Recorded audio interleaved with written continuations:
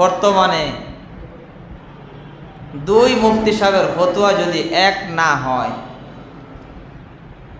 তাহলে কিছু মানুষ দোষ তালাশ করে বলে, কি ব্যাপার হুজুর, আপনার ফতোয়া আর অমুকের ফতোয়া তো এক হয় না, ইসলাম কি ভিন্ন ভিন্ন, না ইসলাম এক, কোরআন কি ভিন্ন? কিভাবে প্রশ্ন করে যে ইসলাম তো একটি, কোরআন তো একটি, তাহলে দুই মুফতি সাহেবের ফতোয়া দুইটি কেন? কি বলেন, বলে কি বলে না? যারা সমালোচনা করে তাদের কাজই সমালোচনা করা, শুধু দোষ তালাশ করে, সমালোচনা করে, কাজই দোষ তালাশ করা। প্রশ্নটা কেমন যে আপনাদের মুফতি সাহেবদের ফতোয়া ভিন্ন ভিন্ন কেন? ইসলাম কি দুইটি না একটি? কোরআন তো একটি, ইসলামও একটি, ফতোয়া দুইটি কেন? মনে রাখবেন, যারা এই সমস্ত প্রশ্ন করে তাদের এই সমস্ত প্রশ্নে এটাই স্পষ্ট হয় যে তারা ইসলাম সম্পর্কে মূর্খ। জোরে বলেন ঠিক না বেঠে?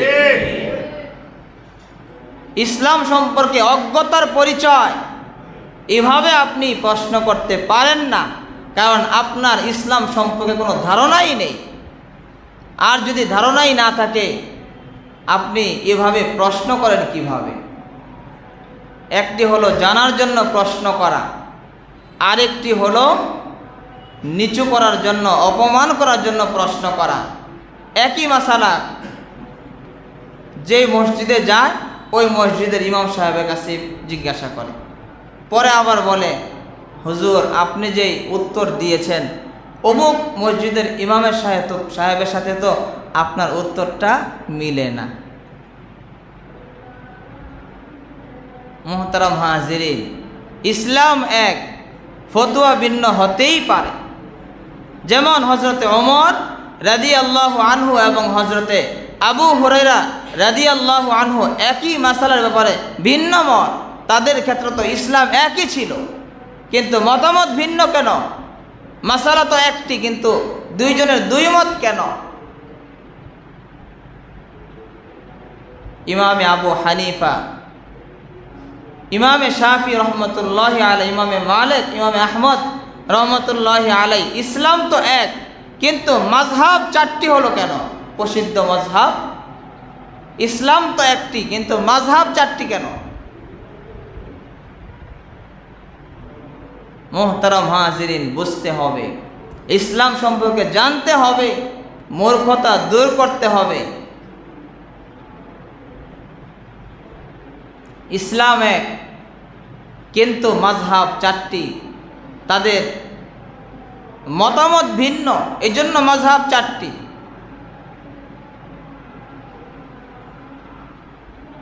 সকলের মতামতের উপরই দলিল আছে, মজবুত দলিল, এই জন্য এটাকে খণ্ডন করা যায় না, এই জন্য তারটাও সঠিক হতে পারে। বাস, তারা মুজতাহিদ, কোরআন এবং হাদিসকে সামনে রেখে তারা ইজতিহাদ করে, গবেষণা করে।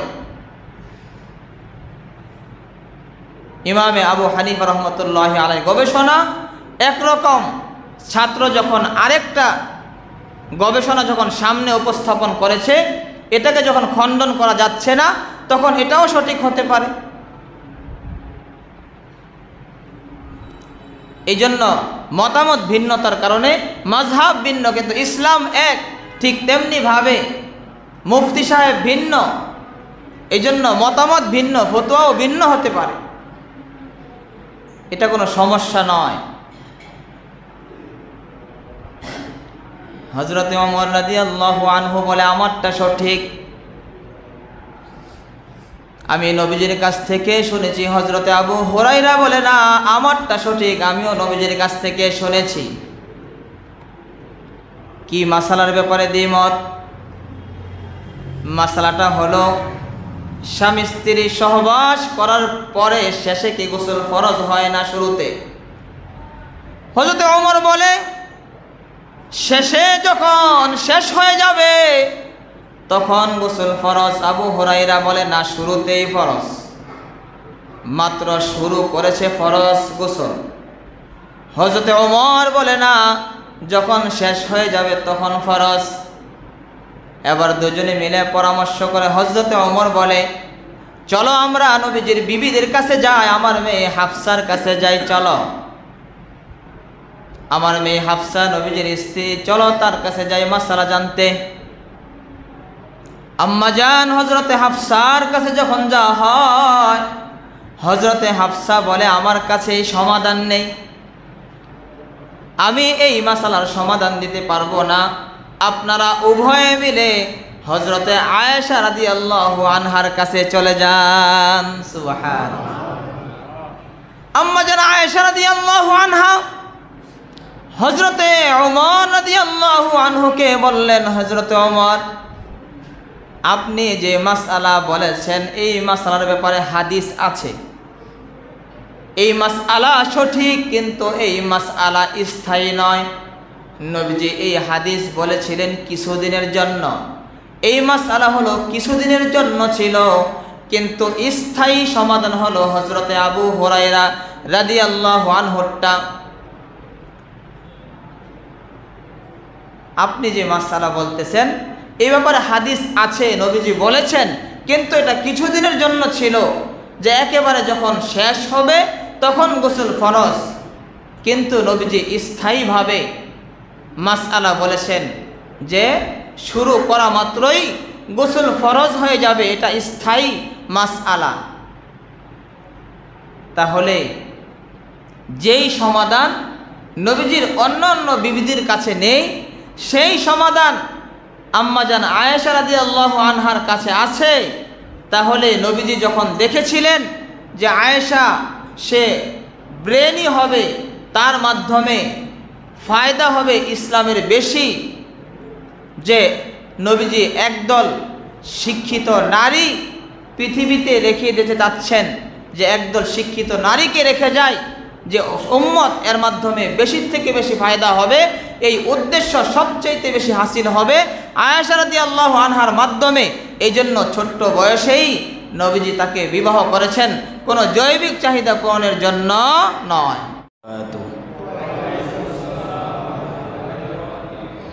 আলহামদুলিল্লাহ আলহামদুলিল্লাহি ওয়া কাফা ওয়া সালামুন আলা ইবাদিহিল্লাযীনা ইসতাফা। أما بعد فأعوذ بالله من الشيطان الرجيم. بسم الله الرحمن الرحيم. لقد كان لكم في رسول الله أسوة حسنة. وقال النبي صلى الله عليه وسلم كل أمتي يدخلون الجنة إلا من أبى. قيل من أبى يا رسول الله؟ قال من أطاعني دخل الجنة ومن عصاني فقد أبى. أو كما قال عليه الصلاة والسلام.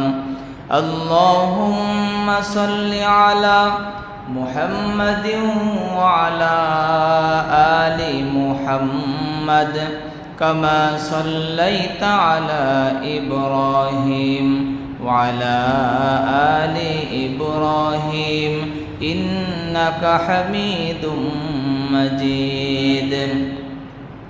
اللهم بارك على محمد وعلى آل محمد كما باركت على إبراهيم وعلى آل إبراهيم إنك حميد مجيد.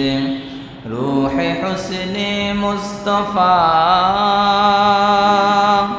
روح حسن مصطفى ہے ایک بحر بے قرار.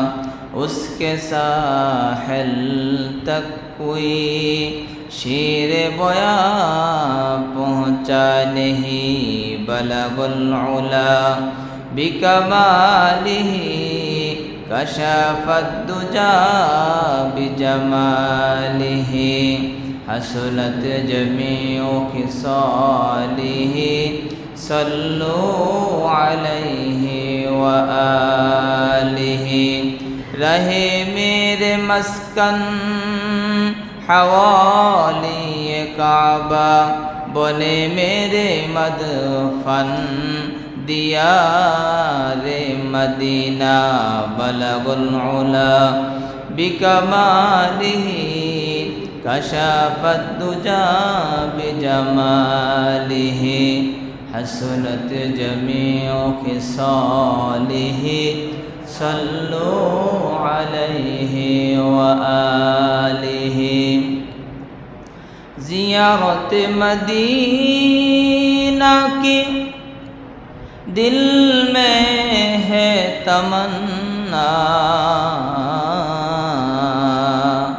नहीं है मेरे पास सफ़र का समाना बलगुल उला बिकमालिही कशफत दुजा बिजमालिही हसनत जमीउ खिसालिही सल्लु अलैहि व आलिही। ला इलाहा इल्लल्लाह ला इलाहा इल्लल्लाह ला इलाहा इल्लल्लाह ला इलाहा इल्लल्लाह ला इलाहा इल्लल्लाह ला इलाहा इल्लल्लाह ला इलाहा इल्लल्लाह ला इलाहा इल्लल्लाह ला इलाहा इल्लल्लाह। दिल जो खाली याद हुक से आई जवा खाने शैतो है वो दिल बेगुमा संग दिलज सै कोलेरा पाके कून सीना बातिंगे मुहब्बत चाके कून। ला इलाहा इल्लल्लाह ला इलाहा इल्लल्लाह ला इलाहा इल्लल्लाह ला इलाहा इल्लल्लाह ला इलाहा इल्लल्लाह ला इलाहा इल्लल्लाह। सब खुशियों को आग लगा दो मौला गम से तेरे दिल शाद रहे अब तो रहे बस तादो में आखिर विरद सुबह आई मेरे इला। ला इलाहा इल्लल्लाह ला इलाहा इल्लल्लाह ला इलाहा इल्लल्लाह ला इलाहा इल्लल्लाह ला इलाहा इल्लल्लाह ला इलाहा इल्लल्लाह ला इलाहा इल्लल्लाह। আসমান জমিন গায়রুল্লাহ বাজার মাজার গায়রুল্লাহ লা ইলাহা ইল্লাল্লাহ লা ইলাহা ইল্লাল্লাহ লা ইলাহা ইল্লাল্লাহ লা ইলাহা ইল্লাল্লাহ লা ইলাহা ইল্লাল্লাহ লা ইলাহা ইল্লাল্লাহ লা ইলাহা ইল্লাল্লাহ লা ইলাহা ইল্লাল্লাহ লা ইলাহা ইল্লাল্লাহ মুহাম্মাদুর রাসূলুল্লাহ সাল্লাল্লাহু আলাইহি ওয়াসাল্লাম। আলহামদুলিল্লাহ, রব্বে কারীমের দরবারে লক্ষ কোটি শুকরিয়া জ্ঞাপন করছি যে মনিব আমাদেরকে পবিত্র জুমার দিনে জুমার সালাত আদায় করার লক্ষ্যে অত্যন্ত মায়া করে মোহাব্বত করে ভালোবেসে দুনিয়ার সমস্ত ঝামেলা থেকে আমাদেরকে মুক্ত করে ওলামায়ে কেরামের সোহবতে হায়াতের মূল্যবান সময়ের কিছু সময় ব্যয় করার জন্য সর্বাগ্নে মসজিদে আসার বসার তৌফিক দান করেছেন। কোরআন ও হাদিস থেকে কিছু আলোচনা আমলের নিয়তে শোনার তৌফিক দান করেছেন। এর জন্য সকলেই কালিমাতুশ শুকুর জবান খুলে ভক্তি ভরে মোহাব্বতে সমস্বরে সকলে বলি আলহামদুলিল্লাহ। মুহতারাম হাজিরিন, আমি আপনাদের সামনে 21 নম্বর পারার 19 নম্বর পৃষ্ঠার সূরা আহজাবের 21 নং আয়াত তেলাওয়াত করেছি। নবীজির অসংখ্য হাদিস থেকে এক টুকরা হাদিস তেলাওয়াত করেছি। আয়াত এবং হাদিসকে সামনে নিয়ে আজকের আলোচনার বিষয় হবে মিলাদুন নবী ও সিরাতুন নবী সম্পর্কে ওমা তৌফিক ইল্লা বিল্লাহ। মুহতারাম হাজিরিন, রবিউল আউয়াল মাস চলতেছে। রবিউল আউয়াল মাসে নবীজি পৃথিবীতে আগমন করেছেন এবং রবিউল আউয়াল মাসেই আবার পৃথিবী থেকে বিদায় হয়েছেন। সেই রবিউল আউয়াল মাস চলতেছে। রবিউল আউয়াল মাসে নবীজির আগমন, নবীজির জন্ম, নবীজির জন্মকে বলা হয় মিলাদুন নবী। মিলাদুন নবী অর্থ হলো বিশ্বনবীর জন্ম। আর সিরাতুন নবী শব্দের অর্থ হলো নবীজির জীবন ইতিহাস। একদম নবীজির জীবন ইতিহাস বলতে নবীজির জন্ম থেকে নিয়ে মৃত্যু পর্যন্ত। সিরাতুন নবী মানে নবীজির জীবন ইতিহাস, যেদিন থেকে জন্ম সেদিন থেকে জীবন শুরু। কি বলেন, ঠিক না ঠিক? জীবন শুরু যেদিন থেকে জন্ম, জীবন শেষ যেদিন দুনিয়া থেকে বিদায়। তাহলে সিরাতুন নবী অর্থ হলো জীবন ইতিহাস, একদম শুরু থেকে শেষ পর্যন্ত, জন্ম থেকে মৃত্যু পর্যন্ত সমস্ত 63 বছরের জিন্দিগির নাম হলো সিরাতুন নবী। আর মিলাদুন নবী অর্থ হলো নবীজির জন্ম, জন্মটা, এটা হলো মিলাদুন নবী। মুহতারাম হাজিরিন, এই মিলাদুন নবী এবং সিরাতুন নবী, নবীজির জীবন ইতিহাস, এর একটা অংশ হলো মিলাদুন নবী। পুরা জীবনের একটা অংশ হলো মিলাদুন নবী, নবীজির জন্ম নিয়ে আলোচনা করা। নবীজির জন্ম থেকে নিয়ে মৃত্যু পর্যন্ত যে কোনো বিষয় আলোচনা করার মধ্যে সওয়াব রয়েছে। জোরে বলেন সুবহানাল্লাহ। নবীজির জীবন ইতিহাস থেকে যে কোনো অংশ থেকে যদি আলোচনা করা হয়, নবীজির খাওয়া দাওয়া হোক, চলাফেরা হোক, নবীজির ঘুম হোক, নবীজির আচার ব্যবহার হোক, চাল চলন হোক, যা কিছু, নবীজির জন্ম হোক, নবীজির মৃত্যু হোক, জীবন ইতিহাস থেকে যে অংশই আলোচনা করা হোক না কেন, তার মধ্যেই নফল বন্দেগীর সওয়াব হয়। জোরে বলেন সুবহানাল্লাহ। মুহতারাম হাজিরিন, শুধু তাই নয়, নবীজির জীবন ইতিহাস থেকে যে অংশই আলোচনা করা হয়, 1 নাম্বার নফল বন্দেগীর সওয়াব হয়, 2 নাম্বার হলো মুমিনের ঈমান তাজা হয়। জোরে বলেন সুবহানাল্লাহ। নবীজির আলোচনা শুনলে ঈমান তাজা হয়। 3 নাম্বার ফায়দা হলো, লাভ হলো যে নবীজির জীবন ইতিহাসের যে অংশই আলোচনা করা হোক না কেন, তা থেকে ইসলামের বিধিবিধান সম্পর্কে জানা যায়। ইসলামের বিধান কি, শরীয়তের বিধান কি। তাহলে 1 নাম্বার লাভ হলো সিরাতুন নবী আলোচনা করলে 1 নম্বর লাভ নফল বন্দেগীর সওয়াব পাওয়া যাবে। 2 নম্বর হলো মুমিনের ঈমান তাজা হয়। 3 নম্বর হলো ইসলামের বিধিবিধান সম্পর্কে জানা যায়।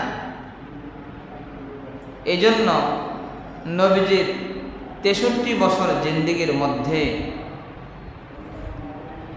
কিছু বিষয় আছে নিষিদ্ধ,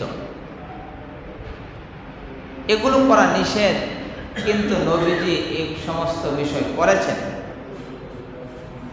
কিছু বিষয় হলো নিষিদ্ধ, এগুলো করা নিষেধ, নবীজি করেছেন কিন্তু তোমরা করতে পারবে না, তোমাদের জন্য করা নিষেধ। আর নবীজির 63 বছর জিন্দেগীর যে সমস্ত কাজ, এগুলো থেকে আরেক প্রকার হলো অসাধ্য, যেগুলো করা সম্ভব নয়, সাধ্যের বাহিরে। তাহলে নবীজির 63 বছর জিন্দেগীর কিছু বিষয় হলো নিষিদ্ধ। দ্বিতীয়, নবীজির যত কাজ 63 বছর জিন্দেগীতে, এর মধ্য থেকে কিছু বিষয় হলো অসাধ্য, মানে সাধ্য নেই করার। 3 নম্বর হলো নবীজির 63 বছর জিন্দেগীর যত কাজ, এগুলোর এমন কিছু কাজ আছে যেগুলো বিষয়ে উম্মত হলো আদিষ্ট, এগুলো করার জন্য আদেশ করা হয়েছে। তাহলে আমরা 3টা বিষয় পেলাম। জোরে বলেন, কয়টি বিষয়? 3টি বিষয়। নবীজির কিছু কাজ হলো নিষিদ্ধ, নবীজির কিছু কাজ হলো অসাধ্য।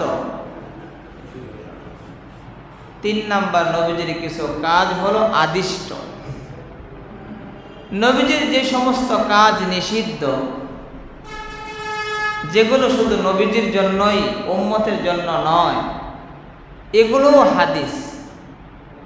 হাদিসের মধ্যে এগুলো আছে যে নবীজি এগুলো করেছেন, এগুলো করেছেন, এগুলো করেছেন, হাদিসের মধ্যে আছে, পাওয়া যায়। হাদিসের মধ্যে আছে বিধায় এগুলো করা যাবে না।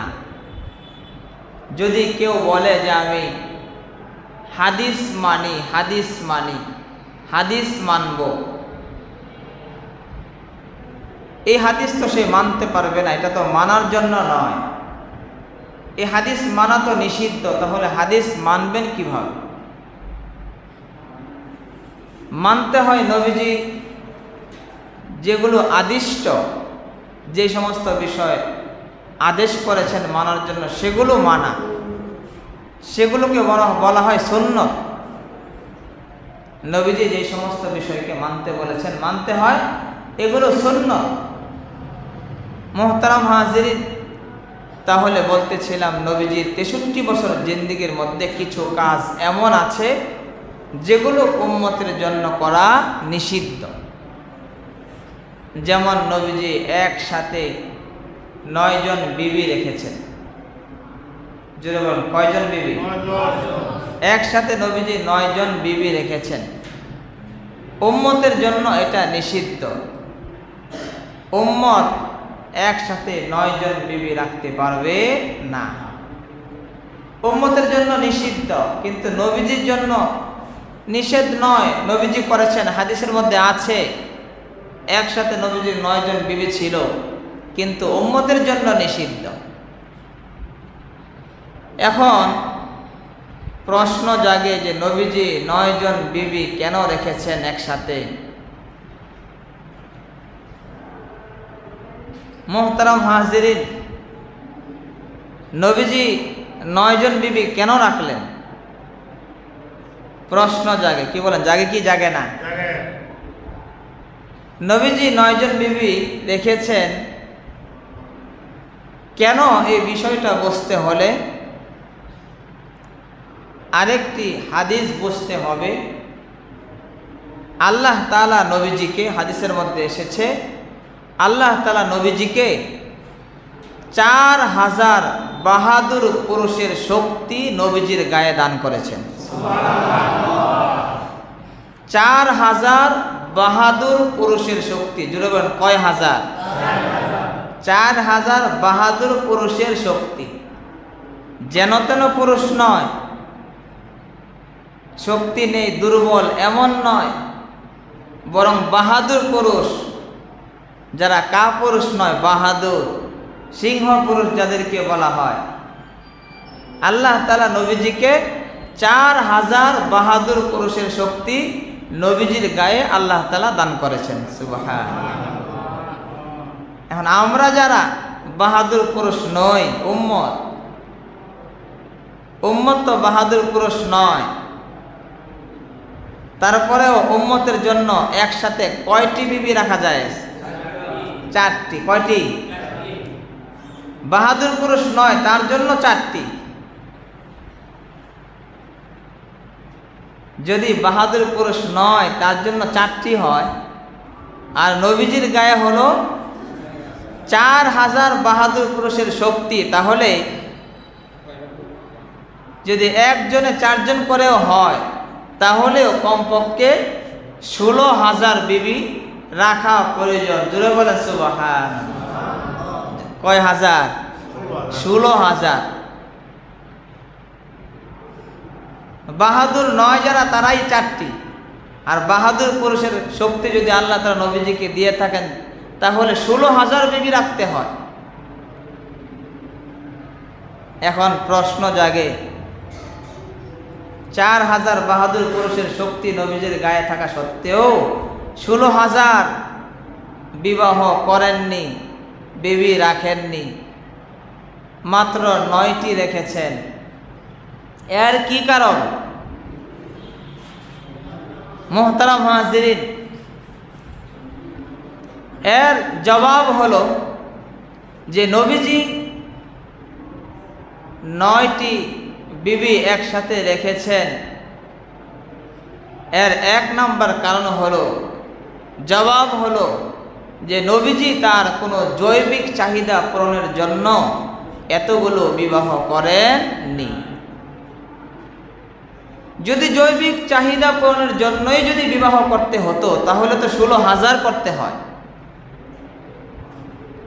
তাহলে বোঝা যায় নবীজি তার জৈবিক চাহিদা পূরণের জন্য একাধিক বিবাহ করেননি, এতগুলো বিবাহ করেননি। তাহলে কেন করেছেন? নবীজি বিবাহ, এতগুলো বিবাহ এই জন্যই করেছেন, উম্মতের একটি স্বার্থ আদায় করার জন্য, উম্মতের একটি স্বার্থ পালন করার জন্য। উম্মতের দিকে তাকিয়ে, উম্মতের একটি স্বার্থের প্রতি লক্ষ্য করে নবীজি এতগুলো বিবাহ করেছেন। মুহতারাম হাজিরিন, উম্মতের কি স্বার্থ? নবীজি এক হাদিসের মধ্যে বলেন, আনা বুইস্তু মুআল্লিমা, আমাকে পুরুষদের জন্য এবং মহিলাদের জন্য সকলের শিক্ষক হিসাবে আল্লাহ তাআলা আমাকে পাঠিয়েছেন। জোরে বলেন সুবহানাল্লাহ। আমি সকলের শিক্ষক, আমাকে শিক্ষক হিসাবে পাঠানো হয়েছে। আমি পুরুষদেরও শিক্ষক, আমি মহিলাদেরও শিক্ষক। মুহতারাম হাজিরিন, কিন্তু শরীয়তের এমন কিছু মাসআলা আছে যেগুলো পুরুষদের থেকে শিক্ষা গ্রহণ করতে লজ্জাবোধ হয়, লজ্জার বিষয়।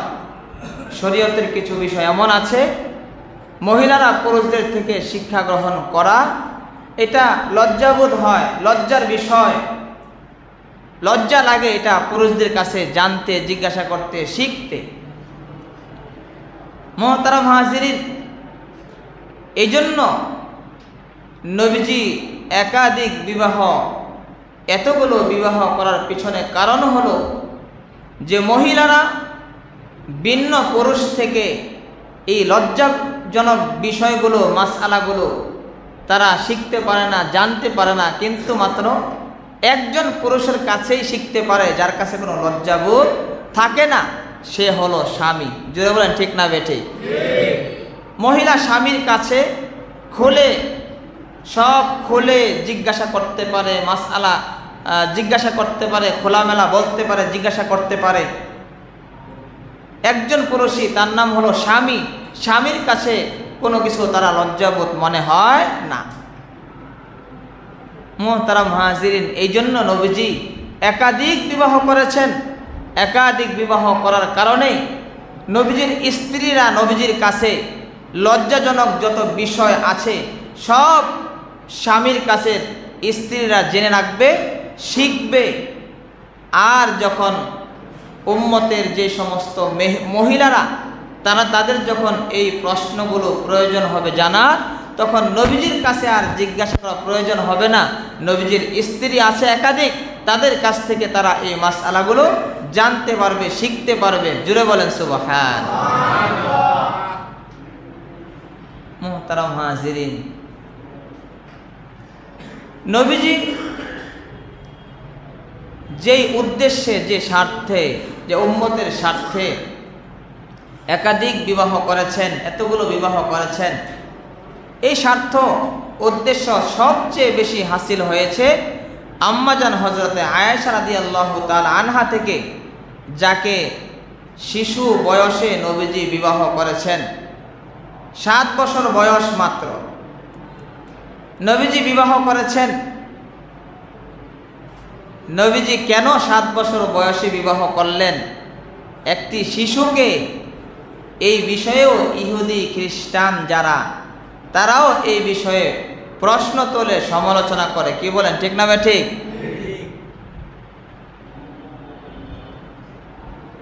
ইহুদি খ্রিস্টান যারা, তারা তো ইসলাম সম্পর্কে জানে না, ইসলাম সম্পর্কে তারা বুঝেও না, ইসলাম তারা মানেও না।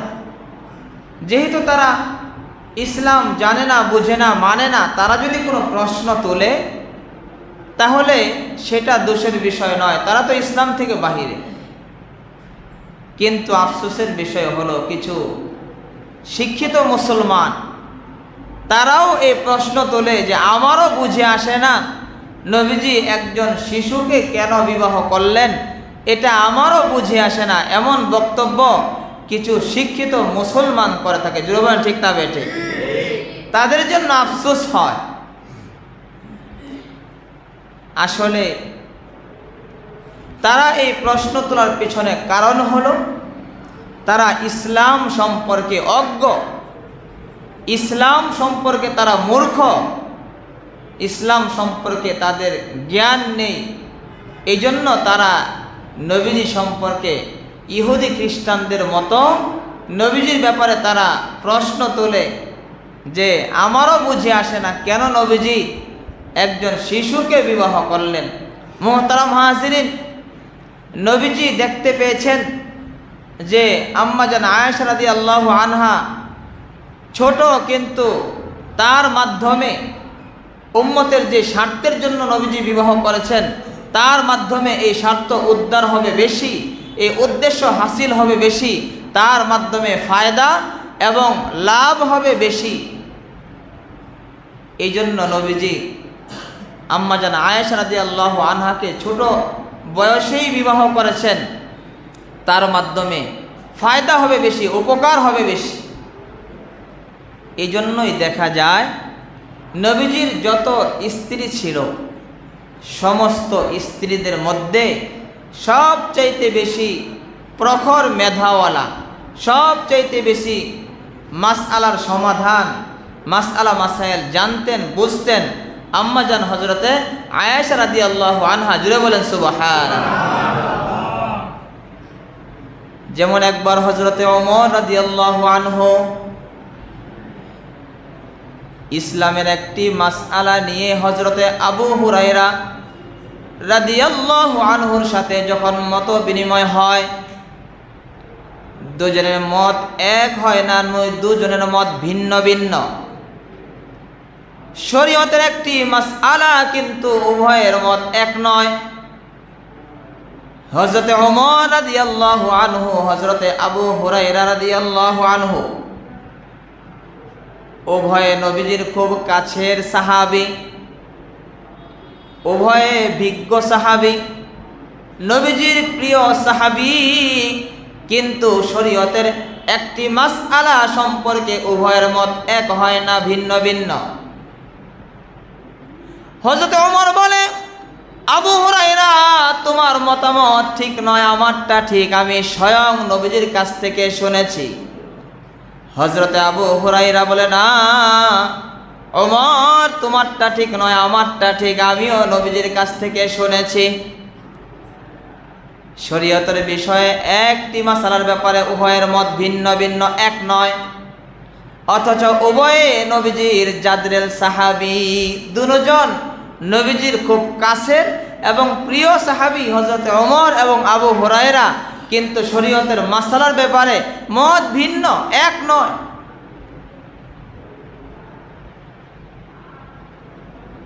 বর্তমানে দুই মুফতি সাহেবের ফতোয়া যদি এক না হয়, তাহলে কিছু মানুষ দোষ তালাশ করে বলে, কি ব্যাপার হুজুর, আপনার ফতোয়া আর অমুকের ফতোয়া তো এক হয় না, ইসলাম কি ভিন্ন ভিন্ন, না ইসলাম এক, কোরআন কি ভিন্ন?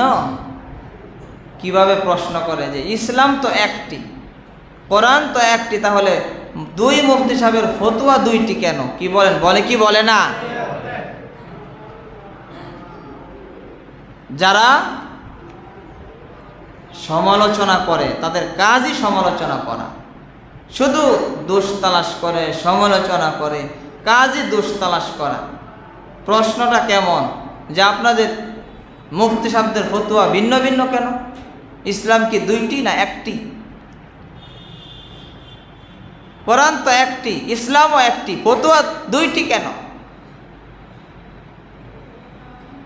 মনে রাখবেন, যারা এই সমস্ত প্রশ্ন করে তাদের এই সমস্ত প্রশ্নে এটাই স্পষ্ট হয় যে তারা ইসলাম সম্পর্কে মূর্খ। জোরে বলেন ঠিক না বেঠিক? ইসলাম সম্পর্কে অজ্ঞতার পরিচয়। এভাবে আপনি প্রশ্ন করতে পারেন না, কারণ আপনার ইসলাম সম্পর্কে কোনো ধারণাই নেই। আর যদি ধারণাই না থাকে, আপনি এভাবে প্রশ্ন করেন কিভাবে? একটি হলো জানার জন্য প্রশ্ন করা, আরেকটি হলো নিচু করার জন্য, অপমান করার জন্য প্রশ্ন করা। একই মাসালা যে মসজিদে যায় ওই মসজিদের ইমাম সাহেবের কাছে জিজ্ঞাসা করে, পরে আবার বলে, হুজুর আপনি যেই উত্তর দিয়েছেন অমুক মসজিদের ইমামের সাহেবের সাথে তো আপনার উত্তরটা মিলে না। মুহতারাম হাজিরিন, ইসলাম এক, ফতোয়া ভিন্ন হতেই পারে। যেমন হযরতে ওমর রাদিয়াল্লাহু আনহু এবং হযরতে আবু হুরায়রা রাদিয়াল্লাহু আনহু একই মাসালার ব্যাপারে ভিন্ন মত। তাদের ক্ষেত্রে তো ইসলাম একই ছিল, কিন্তু মতামত ভিন্ন কেন? মাসালা তো একটি, কিন্তু দুইজনের দুই মত কেন? ইমামে আবু হানিফা, ইমামে শাফি রহমতুল্লাহি আলাই, ইমামে মালিক, ইমামে আহমদ রহমতুল্লাহি আলাই, ইসলাম তো এক, কিন্তু মাযহাব চারটি হলো কেন? প্রসিদ্ধ মাযহাব। ইসলাম তো একটি, কিন্তু মাযহাব চারটি কেন? মুহতারাম হাজিরিন, বুঝতে হবে, ইসলাম সম্পর্কে জানতে হবে, মূর্খতা দূর করতে হবে। ইসলাম এক, কিন্তু মাযহাব চারটি, তাদের মতামত ভিন্ন, এই জন্য মাযহাব চারটি।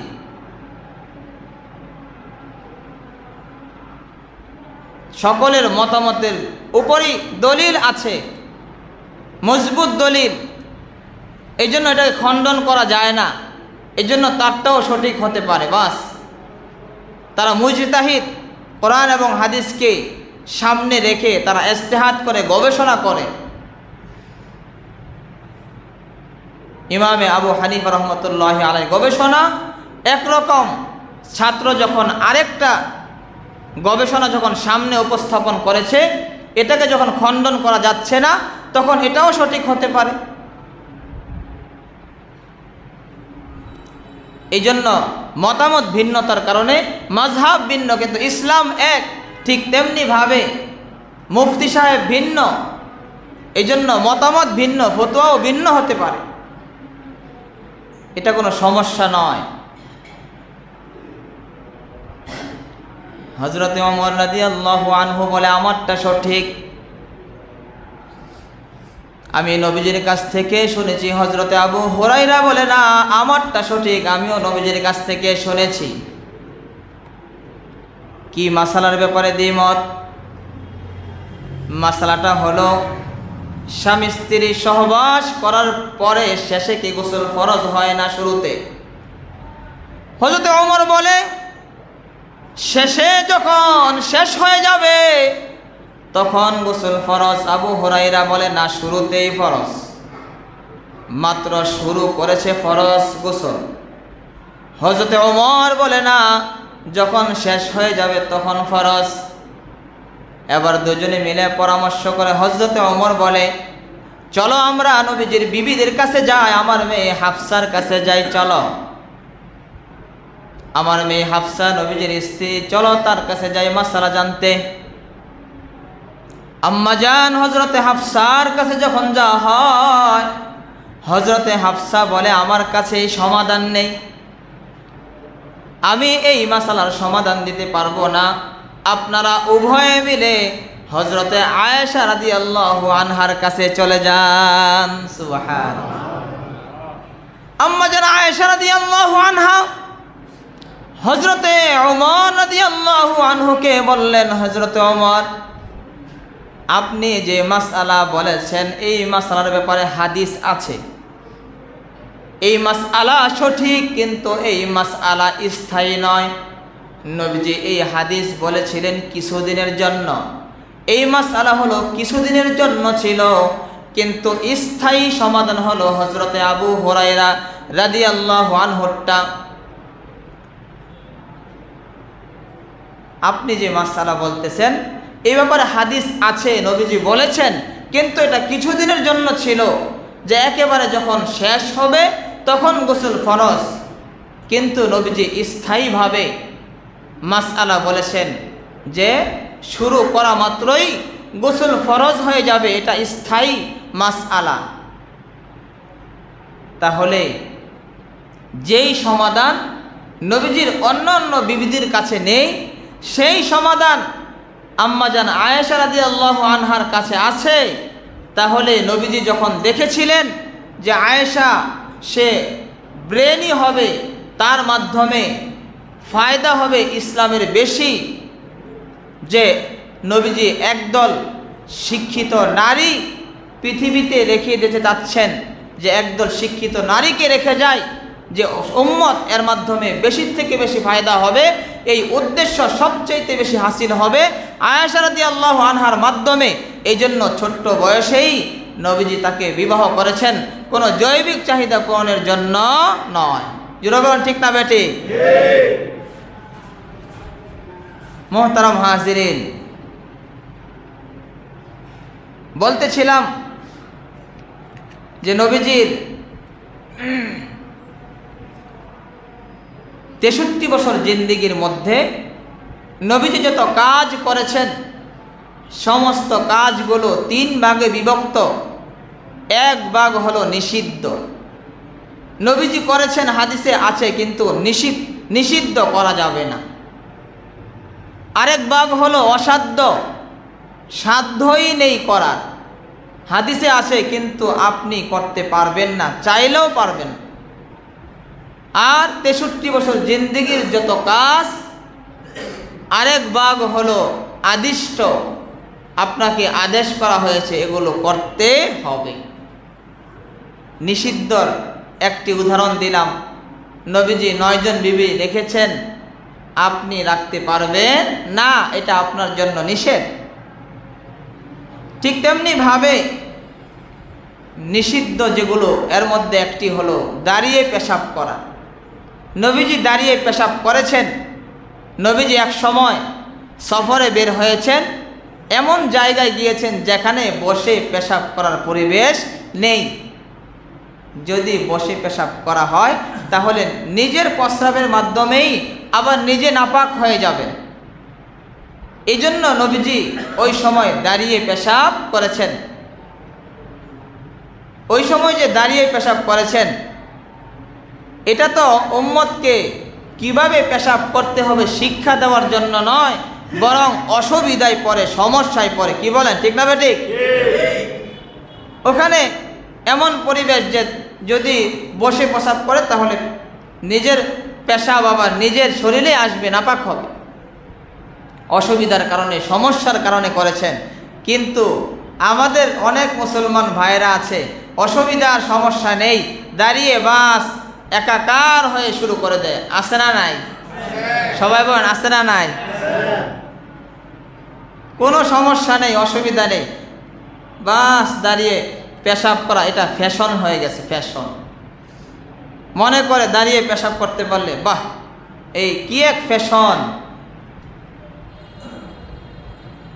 এটাও চিন্তা করে না যে দাঁড়িয়ে পেশাব করে পশু পাখি, পশু চার পায়ে যারা, তারা কোনো দিন বসে পেশাব করে না। একটা গরু, একটা কুকুর, তারা পশু। দাঁড়িয়ে পেশাব করা এটা পশুর আচরণ হতে পারে, কোনো মানুষের আচরণ হতে পারে না, কোনো মানুষের অভ্যাস হতে পারে না। মানুষ তো আশরাফুল মাখলুকাত, সে কেন দাঁড়িয়ে পেশাব করবে? নবীজি পেশাব কিভাবে করতে হবে শিক্ষা দিয়েছেন। নবীজি সাহাবাই কেরামকে বসে পেশাব করার আদেশ করেছেন যে তোমরা বসে পেশাব করো। এখন সাহাবাই কেরাম বসে বসে পেশাব করে। নবীজি যে বংশে জন্মগ্রহণ করেছেন ওই বংশের মানুষ, মহিলারা বসে পেশাব করত, পুরুষেরা দাঁড়িয়ে পেশাব করত। নবীজি সাহাবাই কেরামকে যখন বললেন তোমরা বসে পেশাব করবে, এটাই আমার সুন্নত, তখন সাহাবাই কেরাম বসে পেশাব করে, নবীজিও বসে পেশাব করে। এখন তাদের ব্যাপারে অপবাদ রটায়। দেখো, মুহাম্মদের যারা ভক্ত তারা মহিলাদের মতো বসে বসে পেশাব করে। আমাদের সমাজের পুরুষেরা দাঁড়িয়ে করে আর মহিলারা বসে করে। দেখো, তার যারা ভক্ত সাহাবী তারা কি মহিলাদের মতো বসে বসে পেশাব করে, তাদের ব্যাপারে অপবাদ রটায়।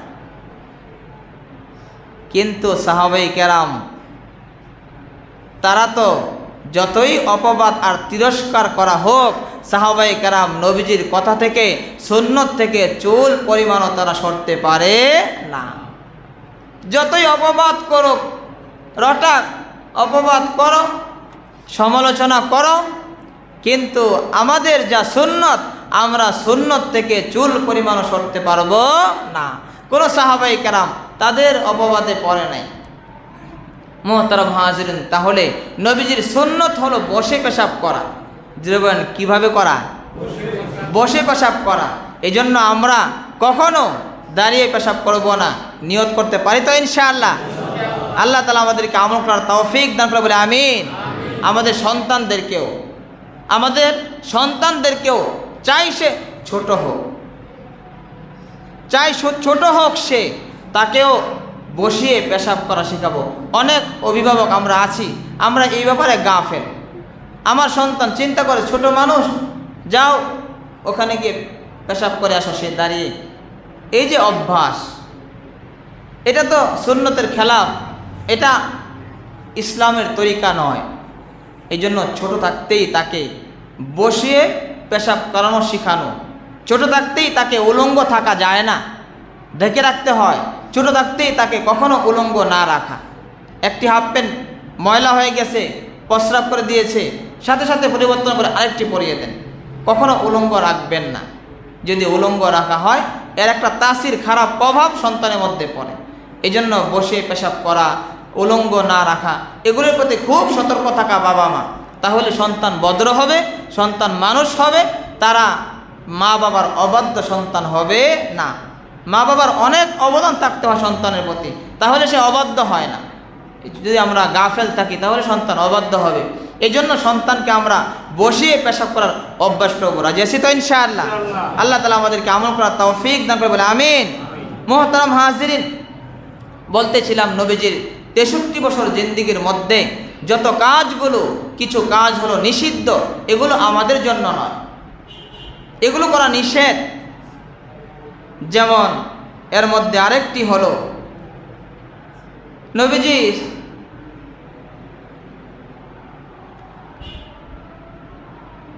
একটি বললাম 4 জনের বেশি বিবি রাখা,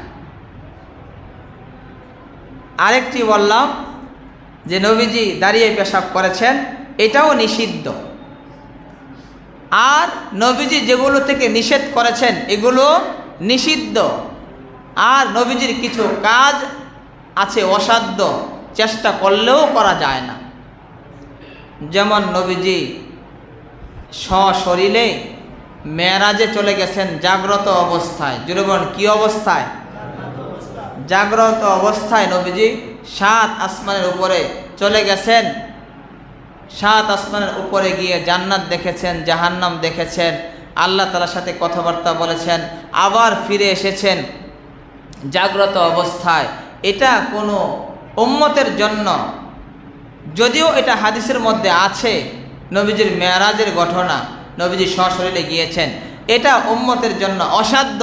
উম্মত চেষ্টা করলেও করতে পারবে না, 7 আসমানের উপরে যেতে পারবে না। কিন্তু নবীজির 63 বছর জিন্দেগির মধ্যে এটাও আছে যে নবীজি উপরে চলে গেছেন সশরীরে। এটা অসাধ্য, উম্মত করতে পারবে না। এমনইভাবে আরও কিছু অসাধ্য হলো, নবীজির প্রস্রাব পায়খানার মধ্যে ছিল সুগন্ধি। নবীজি যখন প্রস্রাব পায়খানা করতেন সাথে সাথে জমিন সেটাকে খেয়ে ফেলতো। ওখানে কিছুক্ষণ পরে বা সাথে সাথে গেলেও আর খুঁজে পাওয়া যেত না। কিন্তু এটা উম্মতের জন্য অসাধ্য। উম্মত চেষ্টা করলেও তার প্রস্রাব পায়খানার মধ্যে সুগন্ধি আনতে পারবে না। কি বলেন, ঠিক না বেঠিক? এটা অসাধ্য, এটা উম্মতের জন্য সাধ্য নেই। ঠিক তেমনিভাবে নবীজির আরও কিছু অসাধ্য কাজ হলো, নবীজির ঘামের মধ্যে আল্লাহ তাআলা মেশক আম্বরের ঘ্রাণ আল্লাহ তাআলা দিয়ে দিয়েছেন। এটা উম্মতের জন্য অসাধ্য। উম্মতের ঘামের মধ্যে আর মেশক আম্বরের ঘ্রাণ আসবে না। নবীজি যেদিক দিয়ে যেতেন বাতাসে এই ঘ্রাণকে এমনভাবে ছড়াতেন, সাহাবায়ে কেরাম নবীজিকে তালাশ করলে দেখতেন যে যেই রাস্তায় এরকম ঘ্রাণ আসে বুঝতেন যে নবীজি এই পথেই গিয়েছেন। মুহতারাম হাজিরিন, এটা অসাধ্য, উম্মতের সাধ্য নেই। নবীজির 63 বছর জিন্দেগির মধ্যে আরও কিছু কাজ, যেমন নবীজি যখন রাস্তা দিয়ে হাঁটতেন তখন নবীজিকে ছায়া দেওয়ার জন্য মেঘখণ্ড নবীজির সাথে সাথে চলতো। জুড়ে বলেন সুবহান।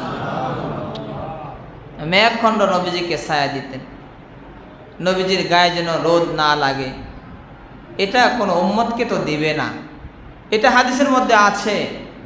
এটা নবীজির জিন্দেগিরই অংশ, নবীজির সিরাতেরই অংশ, কিন্তু এটা উম্মতের জন্য অসাধ্য। ঠিক তেমনিভাবে নবীজি যখন কোথাও গিয়ে বসতেন রোদ লাগতো, আশেপাশে গাছগুলো নবীজিকে তারা কাছে এসে তাদের ডালপালাগুলো দিয়ে তারা নবীজির এরকম মাথার উপরে ছাউনি হয়ে নবীজিকে ছায়া দিতেন। সুবহানাল্লাহ। এটাও তো উম্মতের জন্য অসাধ্য, এটাও নবীজির সিরাতের অংশ। মুহতারাম হাজিরিন, নবীজির সিরাতের যে অংশই, নবীজির জীবনে যা ঘটেছেন সবগুলো নবীজির সিরাত। এই নবীজির সিরাতের যে অংশই আলোচনা করা হোক না কেন, সেই অংশ আলোচনা করলেই নফল 1 নম্বর হলো নফল বন্দিগির সওয়াব পাওয়া যাবে, 2 নম্বর হলো মুমিনের ঈমান বৃদ্ধি পাবে। মুহতারাম হাজিরিন, 3 নম্বর হলো ইসলামের বিধিবিধান সম্পর্কে জানা যায়। এই জন্য এগুলো আলোচনা হওয়া উচিত, আলোচনা হইলেই ফায়দা। ঠিক তেমনিভাবে নবীজির আরেকটি জীবনের অসাধ্য কাজ হলো নবীজি জন্মের পরে আল্লাহ তাআলার শুকরিয়া জ্ঞাপন করেছেন, যেটা উম্মতের জন্য কখনোই সম্ভব নয়। ভূমিষ্ঠ হওয়ার পরেই আল্লাহ তাআলার শুকরিয়া আদায় করা এটা উম্মতের জন্য সম্ভব নয়, কিন্তু নবীজি করেছেন। এটা নবীজির সিরাতের এক অংশ। ঠিক তেমনিভাবে নবীজি যখন ছোট্ট বয়স তখন নবীজি দুধমা হালিমার দুধ পান করেছেন এবং শুধুমাত্র এক স্তন থেকেই দুধ পান করেছেন, অন্য স্তনের দুধ তার দুধ পায়ের জন্য রেখে দিয়েছেন, কখনো অন্য স্তনের দুধ পান করেননি। এই যে ছোট্ট বয়সে যে ইনসাফ প্রতিষ্ঠা করা, ইনসাফ প্রতিষ্ঠা করা, ছোট্ট বয়সে 3 মাস বয়সে ইনসাফ প্রতিষ্ঠা করা, এটা কোনো বাচ্চার জন্য সম্ভব নয়। মুহতারাম হাজিরিন, এটা উম্মতের জন্য অসাধ্য। এমনইভাবে নবীজি খতনা অবস্থায় ভূমিষ্ঠ হয়েছেন, উম্মতের জন্য খতনা অবস্থায় ভূমিষ্ঠ হওয়া এটা অসাধ্য। আমরা চেষ্টা করলেও, আমাদের মা বাবা চেষ্টা করলেও খতনা করা অবস্থায় জন্ম দিতে পারবে না। কি বলেন, ঠিক না বেঠিক? 2-1 হয়, আল্লাহ তাআলা করে দেয়, কিন্তু এটা কি মা বাবার কোনো সাধ্য আছে?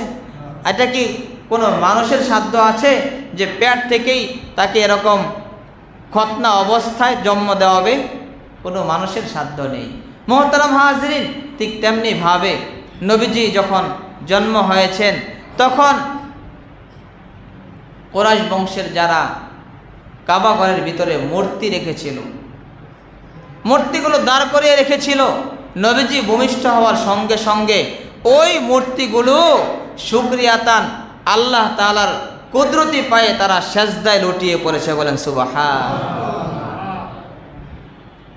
কাবা ঘরের ভিতরের মূর্তিগুলো সেজদায় লুটিয়ে পড়েছে। শুকরিয়াতান, আমি আপনি কেউ জন্ম হলে, ভূমিষ্ঠ হলে আর কেউ সেজদায় লুটিয়ে পড়বে না, মূর্তি সেজদায় লুটিয়ে পড়বে না। এগুলো অসাধ্য, এগুলো আমাদের দ্বারা হবে না। ঠিক তেমনিভাবে নবীজির জন্মের সময় পারস্যবাসীরা যে 1000 বছরের আগুন জ্বালিয়ে রেখেছিল, কখনো এটাকে নিভতে দেয়নি যে 1 মুহূর্তের জন্য, 1 সেকেন্ডের জন্য নিভে যাবে না, এটা যেন নিভতে না পারে 1000 বছর যাবৎ জ্বালিয়ে রেখেছিল। আর এটার তারা পূজা করত। নবীজির জন্ম ভূমিষ্ঠ হওয়ার সঙ্গে সঙ্গেই কুদরতিভাবে আল্লাহ তাআলা তাদের এই 1000 বছরের আগুনকে নিভিয়ে একদম ছাই করে দিয়েছেন। সুবহান। উম্মতের জন্য এটা অসাধ্য, কারো জন্মে এরকম 1000 বছরের আগুন নিভে যাবে না, এগুলি অসাধ্য। মুহতারাম হাজিরিন, তাহলে নবীজির 63 বছরের যে কাজ, এই কাজগুলোর মধ্যে কিছু কাজ হলো নিষিদ্ধ, এটা উম্মত করতে পারবে না, নিষেধ তাদের জন্য। আর 63 বছরের জিন্দেগির কিছু কাজ হলো অসাধ্য, যেটা আমাদের দ্বারা হবে না। 3 নম্বর হলো নবীজির কিছু কাজ হলো আদিষ্ট, আদেশ করা হয়েছে করো। হাদিসের মধ্যে এসেছে সল্লু কামা রাআইতুমুনি উসাল্লি, আমি যেভাবে নামাজ পড়েছি, আমাকে যেভাবে নামাজ পড়তে দেখেছ, তোমরা ওইভাবে নামাজ পড়ো। এই যে আদেশ, আমাকে যেভাবে নামাজ পড়তে দেখেছ ওইভাবে কি করো, নামাজ পড়ো, এটা আদেশ। অন্য হাদিসের মধ্যে এসেছে, নবীজি বলেন কুল্লু উম্মতি ইয়াদখুলুনাল জান্নাতা ইল্লা মান আবা, সকলেই জান্নাতে যাবে, আমার উম্মত সকলেই জান্নাতে যাবে, ইল্লা মান আবা, তবে যারা আমাকে মানে না তারা জান্নাতে যাবে না। সাহাবায়ে কেরাম জিজ্ঞাসা করেন, কিল আমান আবা ইয়া রাসূলুল্লাহ, আপনাকে আবার কারা মানে না? কারা মানে না, তাদের পরিচয় বলে দিন।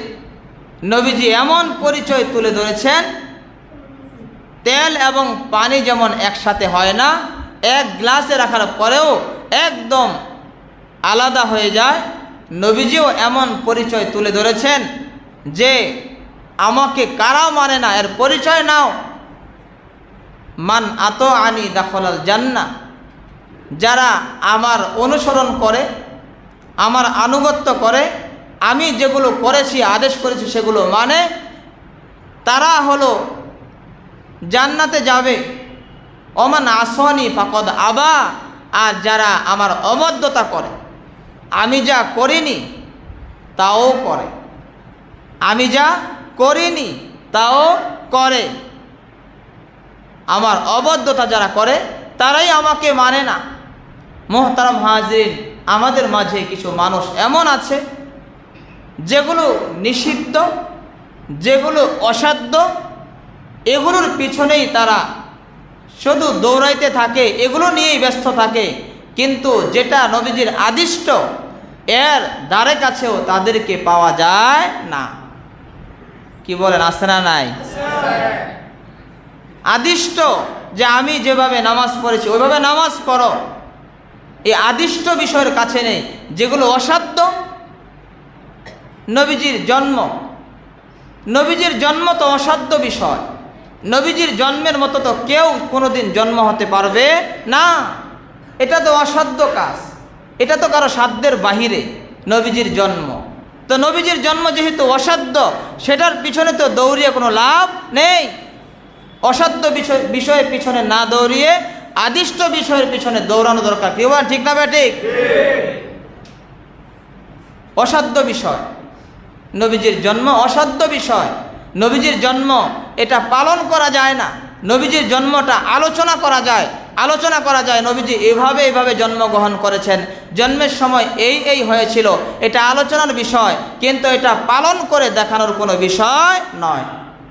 কিভাবে পালন করবে, এটা তো অসাধ্য জিনিস, এটা তো পালন করা যায় না। এই জন্য যেটা অসাধ্য সেটার পিছনে না গিয়ে যেটা আদিষ্ট বিষয়ের পিছনে আমাদের যাওয়া প্রয়োজন। নবীজি যা আদেশ করেছেন এগুলো পালন করা প্রয়োজন। নামাজের আদেশ করেছেন, নামাজ করা প্রয়োজন। মুহতারাম হাজিরিন, এই জন্য আমরা নবীজির যে সমস্ত আদেশগুলো আছে, আদিষ্ট বিষয়গুলো আছে, এগুলোর প্রতি আমরা আমল করব, তাহলে আমাদের জন্য জান্নাত, আমরা জান্নাতে যেতে পারবো, নবীজির বাধ্যগত হব। আর না হলে অবাধ্য হয়ে জাহান্নামে যেতে হবে। এই জন্য আমরা নবীজির আদিষ্টিত বিষয় পালন করতে রাজি আছি তো ইনশাআল্লাহ। আল্লাহ তাআলা আমাদের সকলকে নবীজি যেই সমস্ত বিষয় আদেশ করেছেন এগুলো মেনে নবীজির সাথে জান্নাতে যাওয়ার তৌফিক দান করুন। আমিন। ওয়া আখিরু দাওয়ানা আলহামদুলিল্লাহি রাব্বিল আলামিন।